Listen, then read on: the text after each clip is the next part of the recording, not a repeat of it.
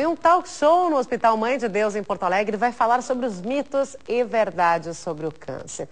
Gente, um problema que tem cada vez solução mais fácil, se descoberto logo, é ainda cercado de mitos. E o Tudo Mais antecipa alguns dos assuntos que serão comentados por especialistas nesse talk show. Um deles, o oncologista e pesquisador do Instituto do Câncer, do Mãe de Deus, doutora Stephanie Stefani, que está aqui conosco. Tudo bem, doutora Stefani? Seja bem-vindo ao programa. Obrigado, Sara. Obrigado. Bom, hoje em dia o câncer não assusta mais como assustava antigamente, até porque ele pode ser identificado, ele tem condições de ser identificado cada vez mais cedo.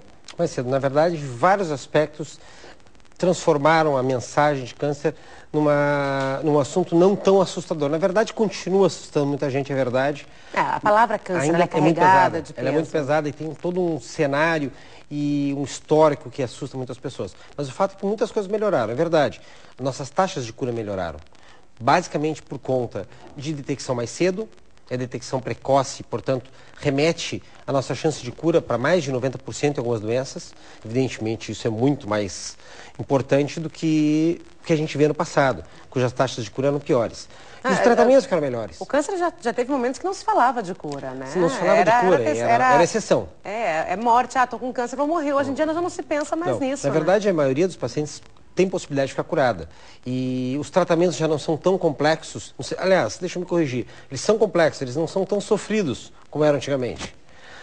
O fato é que sim, por conta do Dia Nacional de Combate ao Câncer, se está travando uma série de estratégias para chamar atenção para duas coisas. Prevenção, portanto, medidas que podem diminuir a chance da pessoa desenvolver a doença, e detecção precoce, que é uma série de exames e protocolos e uma maneira de ver o paciente, mesmo assintomático. Portanto, são pessoas que não sentem nada, que devem fazer a sua avaliação para tentar detectar precocemente a doença. Pois é, isso é interessante, né? A gente está falando de mitos e verdades. E eu acho bem legal que a gente possa falar sobre os mitos que envolvem a doença. Você vai falando sobre dor. Não sente nada, estou com câncer. Não, mas o câncer dói, então não é câncer. Qual é a relação da dor e do câncer? Não, o câncer ele pode doer.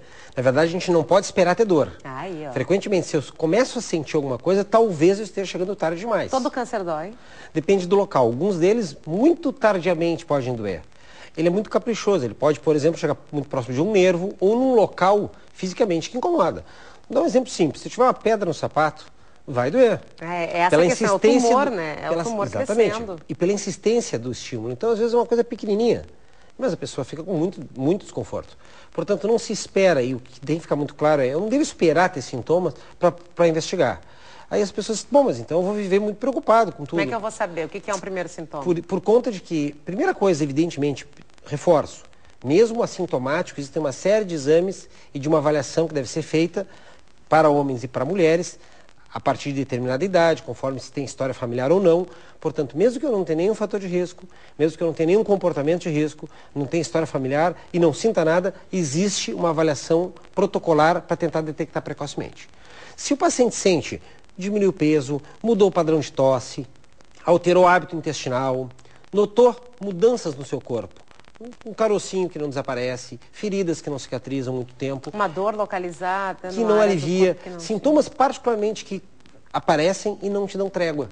Elas vêm piorando ou vêm cada vez se tornando mais frequentes. Elas merecem investigação. Não estou dizendo que isso é câncer, viu? A maioria das vezes não é. Mas é fundamental as pessoas estarem ligadas, estarem atentas para esse tipo de sintoma, para não deixar passar a hora certa. Porque, novamente, precocemente identificando as nossas chances de cura e a complexidade do tratamento, o desconforto gerado por tratamentos é muito menor. Que outro tipo de boato ou de mito atrapalha na prevenção, na detecção precoce do câncer? Talvez um dos mais populares é aquela história, se eu mexer é pior. Se eu mexer vai crescer, se eu procurar eu vou encontrar. Gente, que pena que ainda tem gente que pensa não, mas e muito, mais assustador que muito frequente isso. Pessoas que acham que, quem procura acha. Ora, quem procura detecta mais precocemente, acha é diferente. Se existir, né? Se não procurar, vai aparecer. Tomara também. Que ache, se for para achar que ache precocemente, então. Claro. E aquela também mística de que se eu mexer pode espalhar, isso é totalmente inadequado. Na verdade, no passado as pessoas tinham essa leitura, porque é verdade, eu fazia o diagnóstico, eventualmente o que eu enxergava adiante não era por conta da mexida, mas era por conta da evolução natural da doença, porque eu tinha poucas estratégias terapêuticas, eu tinha pouco remédio. Então eu mexia, fazia o diagnóstico e não tinha muito o que ser feito. Hoje não, temos realmente tratamentos mais interessantes, menos tóxicos e mais efetivos. O que mais dá para se dizer para as pessoas nesse momento de prevenção? A gente está falando sobre o encontro que vai acontecer, que fala sobre mitos e verdades. Estamos dizendo que é mais fácil hoje em dia tanto detectar quanto tratar. Mas eu sei que tem muita coisa acontecendo e muitas pesquisas nessa área. O que mais a gente pode trazer como informação importante para o telespectador? Uma das informações talvez mais fascinantes da última década é que o tratamento do câncer se tornou muito mais assertivo. Ele está acertando melhor a mira.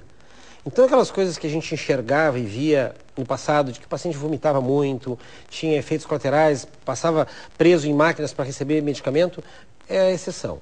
A maioria dos pacientes recebem tratamentos muito mais fáceis de tolerar. Então, aquela percepção que o tratamento é um sofrimento horroroso, não é verdade. Uma semana depois muito mal. Não, isso não é verdade. Na verdade, a gente consegue controlar muito bem efeitos colaterais e os tratamentos, principalmente, eles estão sendo mirados naquele paciente de uma forma correta.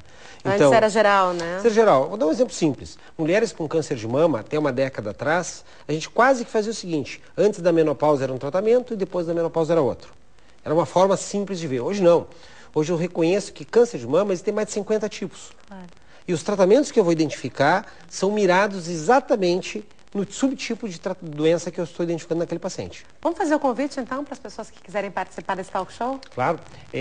Amanhã, às 19h30, no Hospital Mãe de Deus, no subsolo, é conveniente fazer a reserva, levar 1 quilo de alimento não perecível, onde o Túlio Milman, teu colega, vai estar coordenando, e eu e o Dr. Carlos Barros vamos estar debatendo com a plateia e conversando justamente sobre isso. Perguntas, respondendo de uma forma bem prática e informativa para as pessoas, coisas que têm vontade de perguntar e não tinham para quem fazer. Perfeito.